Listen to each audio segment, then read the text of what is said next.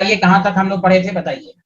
हमने intramolecular hydrogen bond के साथ में क्वेश्चन कराया था फिनॉल में। वो नाइट्रोफिनॉल पी नाइट्रोफिनॉल इंट्रा रहा होगा, intra not intra. Yes sir, acidic character वाला। इंट्रा की वजह से एसिडिक कैरेक्टर कम हो जाती है, पढ़ा दिया था नहीं। Yes sir.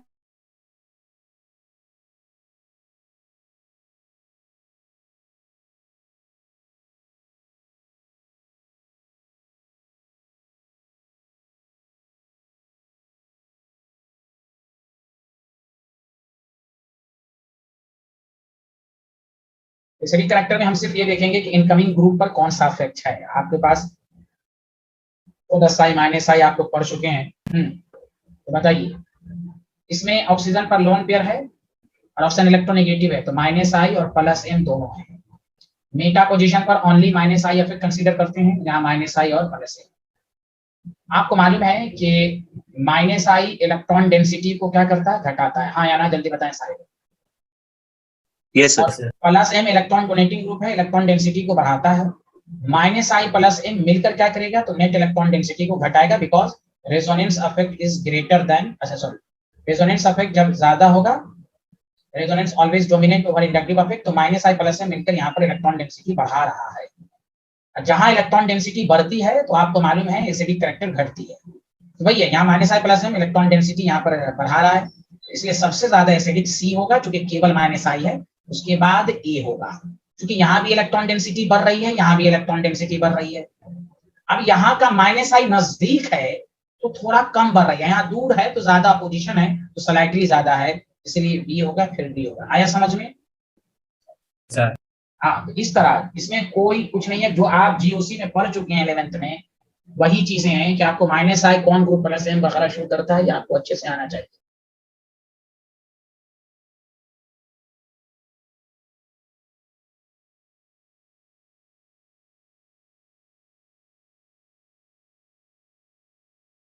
अब बताइए हैलोजन में कौन सा इफेक्ट होता है, कोई बता सकते हैं?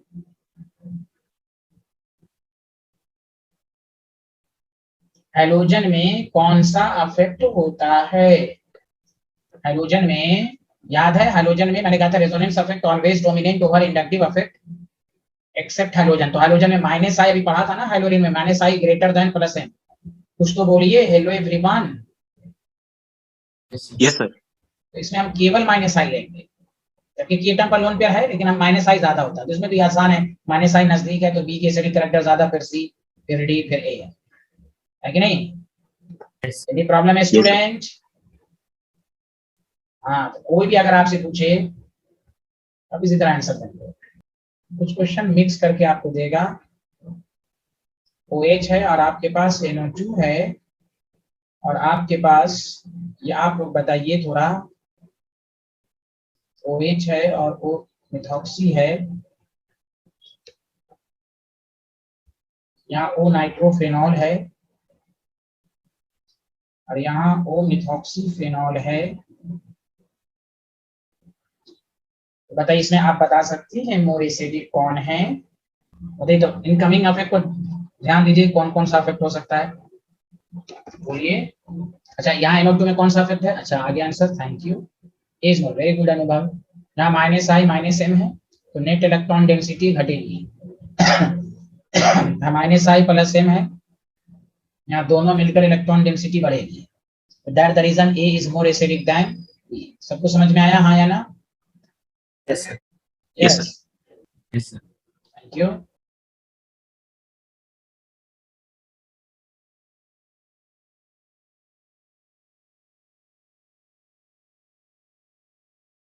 चलिए ABCDF तक का आप करके दिखाइए। बताइए मोर एसिडिक कौन है, सबसे ज्यादा एसिडिक कौन है, बताइए सबसे पहले। आसिया, आपको सब कुछ समझ में आया था? हाँ बताइए बताइए। सी। Very good. उसके बाद ई। सी के बाद बोलिए। फिर सी के बाद ई। हाँ, आप बिहार की है ना, यहाँ माइनस आई है केवल। मेटा यहाँ माइनस आई माइनस एम दोनों घटा रहा है भाई। हेलो, अच्छा आप बताइए तो आसिया, ई के बाद आप बी हो गया, उसके बाद क्या लिखा आपने? डी और ई में कौन है? हाँ, डी और ई में कौन ज्यादा है? सर ई होगा।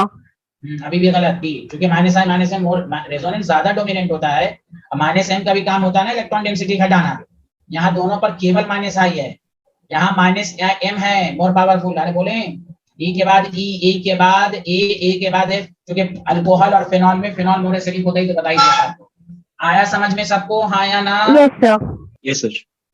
अब आइए, बहुत ही इंपॉर्टेंट कंसेप्ट केमिस्ट्री का, इस पर तो बहुत सारे क्वेश्चन आ चुके हैं, आगे बढ़ें। Yes sir. देखिए, एक कंसेप्ट होता है concept of acid base reactions. और से सुनिए, एसिड बेस रिएक्शन कब पॉसिबल है, कब फिजिबल है, यानी स्पॉन्टेनियस है, कब फिजिबल नहीं है। इस पर कैसे क्वेश्चन आते हैं वो मैं आपको अभी बताऊंगा, पहले एक कंसेप्ट लिखिए। Acid base reaction is feasible if the strength of product acid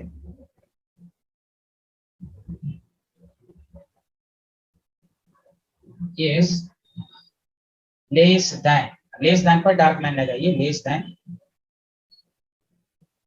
the reactant acid। इसका क्या मतलब है मैं बताऊंगा।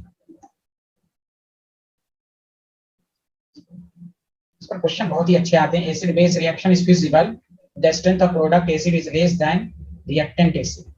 Acid base reaction is feasible, the strength of product acid is less than, 10 दफा पढ़ेंगे कि प्रोडक्ट में रिएक्टेंट की एसिडिक कैरेक्टर ज्यादा, रिएक्टेंट में जो एसिड है उसकी एसिडिक कैरेक्टर ज्यादा होनी चाहिए as compare to product. Sir हमें कैसे पता चलेगा? तो मैं आपको अभी एक लिस्ट बना रहा हूं, उसको याद होना चाहिए। आगे बढ़ें, जल्दी बताइए। तो देखिए, पूरी के में ऑर्गेनिक कंपाउंड में सबसे ज्यादा जो एसिडिक कैरेक्टर होता है वो होता है पिक्रिक एसिड, जबकि फिनॉल और कार्बोक्सिलिक एसिड में कार्बोक्सिलिक एसिड और एसिडिक होता है, वो तो आप कार्बोक्सिलिक एसिड में पाएंगे, लेकिन सबसे ज्यादा पिप्रिक एसिड होता है। उसके बाद सल्फोनिक एसिड। ये लिस्ट आपको मालूम होनी चाहिए। सल्फोनिक एसिड, सल्फोनिक एसिड के बाद आता है मेथेनोइक एसिड, मेथेनोइक एसिड के बाद आता है कोई भी कार्बोक्सिलिक एसिड। कार्बोक्सिलिक एसिड में, एक मिनट, कोई भी नहीं, कार्बोक्सिलिक एसिड में पहले बेंजोइक एसिड, कोई भी कार्बोक्सिलिक, ये सबसे आपको पहले लिस्ट मालूम होनी चाहिए। उसके बाद कार्बोनिक एसिड H2CO3, फिनॉल की एसिडिक कैरेक्टर कार्बोनिक एसिड से भी कम होती है, फिनॉल। उसके बाद अल्कोहल, अल्कोहल एक मिनट सुनिए, ये मैं 11th में पढ़ाया होगा। अल्कोहल और वाटर में, इधर सुनिए, अल्कोहल और वाटर में जो होता है ना बेसिकली, बस हमने क्या कहा था, आप कंजुगेट बेस देख लें, RO- और वाटर का जो होता है वो H-। नेगेटिव चार्ज, यहाँ नेगेटिव चार्ज बढ़ रहा है तो इसका कंजुगेट बेस स्टेबल है। लेकिन केमिस्ट्री कहता है वाटर मोर एसिडिक अल्कोहल से एक्सेप्ट मेथनॉल। मेथनॉल का एसिडिक कैरेक्टर वाटर से ज्यादा on the basis of pKa value, experimental data, इसलिए उसके बाद वाटर देन अल्कोहल। ये लिस्ट आप देखिए, इस पर क्वेश्चन क्या होगा, इसी चैप्टर में से क्वेश्चन काफी दफा पूछ चुका है कि ये लिस्ट आपको मालूम। अब सर ये क्यों, इससे ज्यादा, ये सब आप कार्बोक्सिलिक एसिड में पढ़िएगा, ये कम से कम लिस्ट आपको मालूम होनी चाहिए। सुना सारे लोग, हाँ या ना? Hello everyone. Yes sir. हाँ, Yes, अब देखिए, अब सर इसका क्या एप्लीकेशन है वो मैं आपको पढ़ाने जा रहा हूँ, पहले लिख लीजिए इसको। पूरे ऑर्गेनिक में पिक्रिक एसिड बहुत ज्यादा एसिडिक कैरेक्टर होता है। तो अगर आप इथाइन लिखना चाहें तो लिख सकते हैं। लिख लिया तो बताइए। Hello everyone. Done sir. जैसे देखिए, इधर ध्यान दीजिएगा, मान लीजिए अगर हमने क्या किया, फिनॉल, देखिए इसको कहते हैं रिएक्शन विथ, देखिएगा बहुत इंपॉर्टेंट है, सोडियम बाइकार्बोनेट। उसको, इस रिएक्शन को ये भी कहते हैं सोडियम बाइकार्बोनेट टेस्ट। देखिए फिनॉल का जैसे ही आप रिएक्शंस कराएंगे, इधर देखिए सोडियम बाइकार्बोनेट एसिड हो गया, बेस है, यहाँ देखिए जैसे ही रिएक्शंस कराएंगे तो सोडियम फिनॉक्साइड बनेगा और H2CO3 बनेगा, और H2CO3 अनस्टेबल होता है ना, तो ये फर्दर H2O और CO2 में कन्वर्ट हो जाता है। आप देखिए कोई क्या कह रहा है, ये रिएक्शन फिजिबल है या नहीं, तो बताइए ये एसिड है, रिएक्टेंट भी, बोलिए हाँ या ना, जल्दी बोलिए। Yes sir. ये है प्रोडक्ट में, आप बताइए ये प्रोडक्ट एसिड है, ये भी प्रोडक्ट है एसिड है। अब बताइए फिनॉल और H2CO3 ज्यादा एसिड है, जबकि कहा गया रिएक्ट प्रोडक्ट की एसिड कम होनी चाहिए, इसलिए ये रिएक्शन फिजिबल नहीं, ऑर्गेनिक में आएगा। What is the chemical test between phenol and carboxylic acid? तो phenol does not give test, ये ब्रिस्क एवरबेसेंस शो ही नहीं करता, आप गैस आवाज के साथ निकलती है, ब्रिस्क एवरबेसेंस। जहां ऑब्जेक्ट में पूछा जाता है which of the following does not give test with sodium bicarbonate, phenol नहीं देगा, ये फिजिबल ही नहीं है, समझा कि नहीं? It does not give test. कोई बोल ही नहीं रहे हैं। Hello everyone, yes sir. Yes, sir. Yes test with N SiO3। ये कांसेप्ट इसलिए वो लिस्ट आपको मालूम होनी चाहिए। एक मिनट जाइएगा। जैसे मान लीजिए अगर हमने बेंजोइक एसिड का कराया तो बेंजोइक एसिड का कराया सोडियम बाइकार्बोनेट के साथ, रिएक्शन वही होगा, टूना सॉल्ट बनेगा, टूना टूना H2CO। तो बताइए H2CO3 लेस एसिडिक है कि नहीं? जल्दी बताइए हाँ या ना। Yes Yes, sir. जहां पर भी ऑर्गेनिक कार्बोले या केमिस्ट्री H2CO3 जहां भी बनाएंगे वहां वाटर, ये लेस एसिडिक है। ऑब्वियसली ये रिएक्शन फास्ट से फटाक से जाएगा। This is feasible, this is feasible. Delta G negative है, स्पॉन्टेनियस, फॉरवर्ड डायरेक्शन, फॉरवर्ड जा रहा है, एकदम फिजिबल फिजिबल है कि नहीं? Show brisk effervescence, shows brisk effervescence. Carbon dioxide आवाज के साथ निकलेगा, समझा? इसी में अगर पूछ दे कोई भी फेनॉल का, अब बताइए फेनॉल का पिक्रिक एसिड टेस्ट दे देगा कि नहीं? ये तो उससे ज्यादा एसिडिक है ना। हेलो हेलो एवरीवन, अरे बोलिए ना। Yes Yes, sir. Picric acid test देगा सोडियम बाइकार्बोनेट के साथ? जल्दी बोलिए तो सारे लोग। पिक्रिक एसिड देगा ना, जो कि H2CO3 लेस एसिडिक है, ये मोर एसिडिक है। रिएक्टेंट का एसिड मोर एसिडिक होना चाहिए प्रोडक्ट से। याद रखिए मोनोनाइट्रोफेनॉल, मोनोनाइट एक नाइट्रोफेनॉल भी आ जाए, mononitrophenol does not give test. CPK उतनी ज्यादा नहीं होती है, does not give test with NaCO3। अब फेनॉल में तो बहुत ज्यादा क्वेश्चन पूछा जाता है।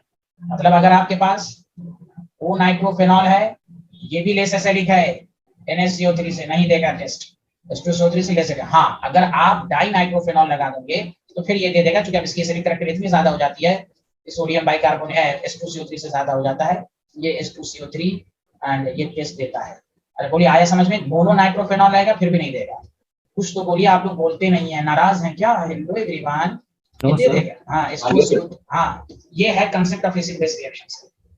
बाकी सर आप बाकी क्यों नहीं कराया? बाकी किसी ने नहीं कराया, ये सब तो देगा ही। फिनॉल में लॉजिक है, फिनॉल में पिक्रिक दे रहा है, फिनॉल नहीं दे रहा है, मोनोनाइट्रोफेनॉल नहीं दे रहा है, डाइनाइट्रोफेनॉल, तो फिनॉल ही पर क्वेश्चन बनता है। बेंजोइक एसिड तो सब दे देगा, कार्बोक्सिलिक एसिड तो सब दे देगा, चाहे उसका कोई भी फॉर्म हो। असल क्वेश्चन बनता है यही, बाकी सब तो दे ही देगा, अल्कोहल वगैरह सब तो देगा ही नहीं। ये है, चलिए यहाँ से ये पहले लिख लिया, पहले बताइए ये स्लाइड लिख लिया था आया ना? Yes sir. यही है सोडियम बाइकार्बोनेट टेस्ट, यही है। फेनॉल सोडियम बाइकार्बोनेट टेस्ट नहीं देता, कार्बोक्सिलिक एसिड देता। अरे सबको समझ में आया? यासिया क्यों नहीं बोल पा रही हैं? आ रहा है समझ में scientist? Yes, sir. Thank you. अब आइए method of preparation of phenol.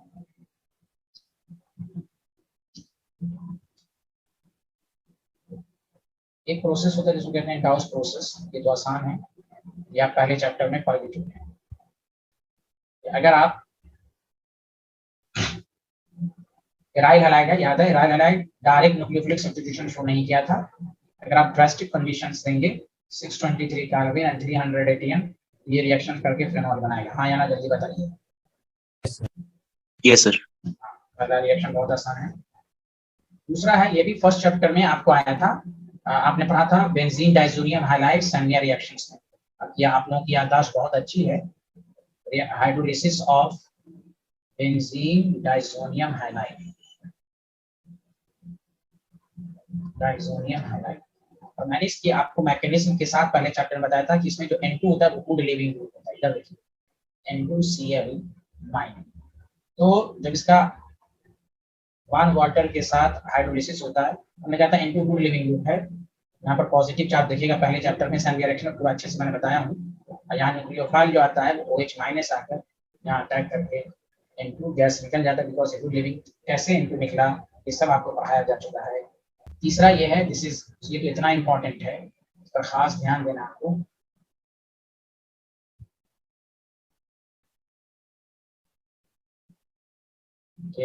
From cumene क्या होता है वो मैं आपको बताऊंगा।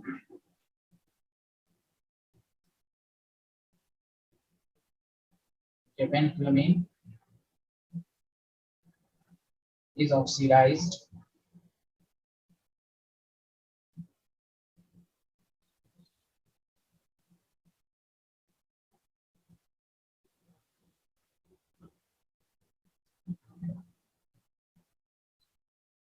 the presence of their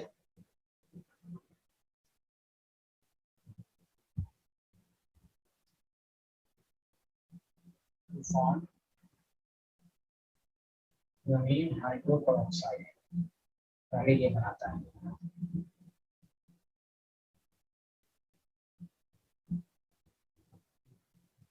further treated with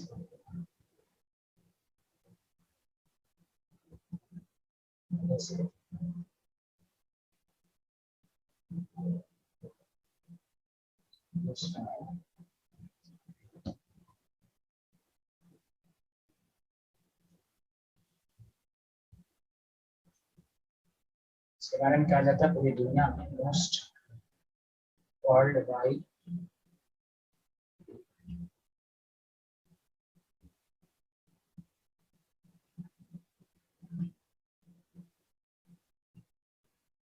production होता है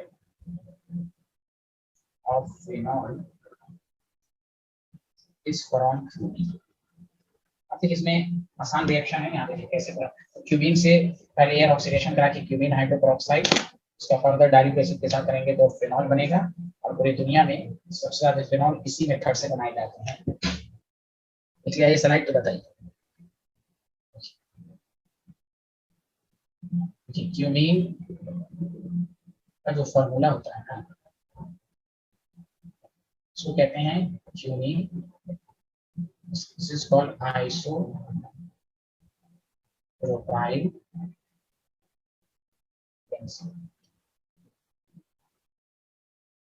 एयर ऑक्सीडेशन।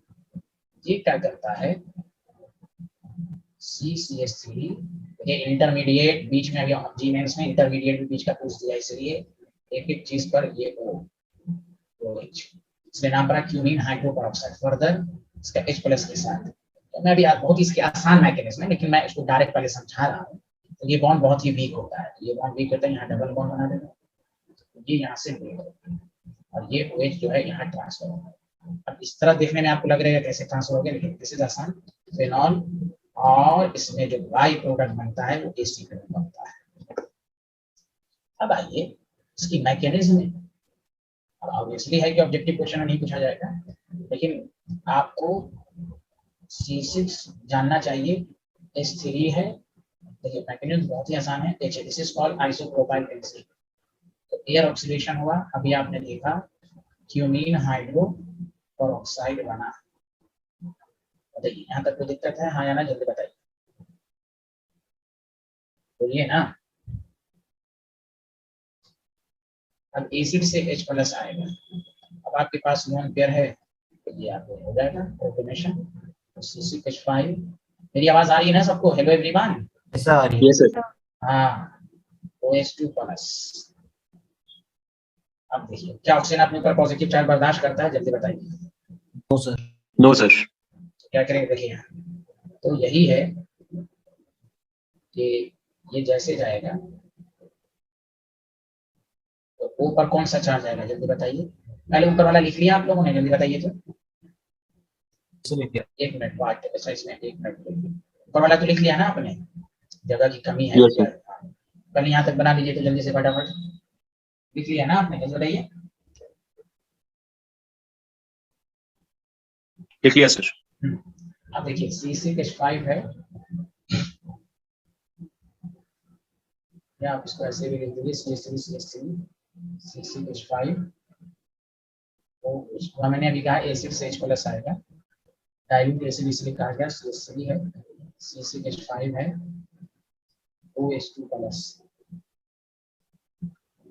अब देखिए जैसे इलेक्ट्रॉन देगा तो ऑक्सीजन में पॉजिटिव, तो ये फिनाइल शिफ्ट हो जाता है। तो फिनाइल जब शिफ्ट हो जाएगा, यहाँ देखिए यहीं पर पॉजिटिव चार्ज आएगा, OC6H5, क्योंकि ये डाइल्यूट है तो अगेन वाटर अटैक करेगा न्यूक्लियोफाइल की तरह। CH3 CCH3 OH2+, बस यही स्टेप समझ जाइए, बाकी तो आपको आ रहा है। C6H5 फिर ये CH3 CCH3 OH।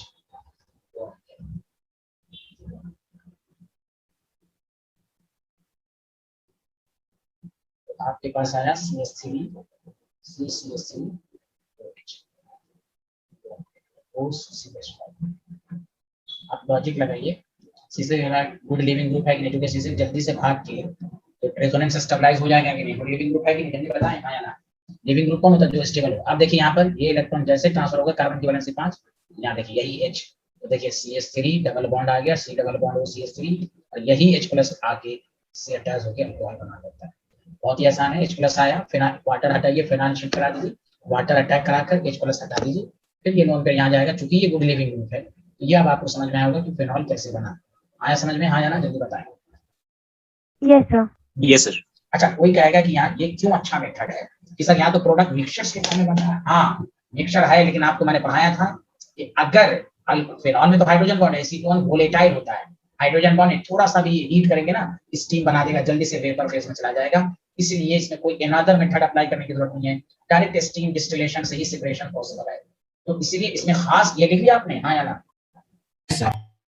इस पर लिख के प्रैक्टिस ये करनी है। तो अच्छा एग्जामिनर ये देखिए कैसे क्वेश्चन देगा। मान लीजिए क्वेश्चन ये है कि आपको कहेगा ये बेंजीन है CH3 CH2 Cl, आपको कह देगा CH3 CH2 CH2 Cl anhydrous AlCl3, आपको कह देगा A है, A का एयर ऑक्सीडेशन यहाँ लिख दिया, एयर ऑक्सीडेशन कराया, A का एयर ऑक्सीडेशन कराया, B बना, B का लिख देगा डाइल्यूट एसिड के साथ कराया, C प्लस E बना।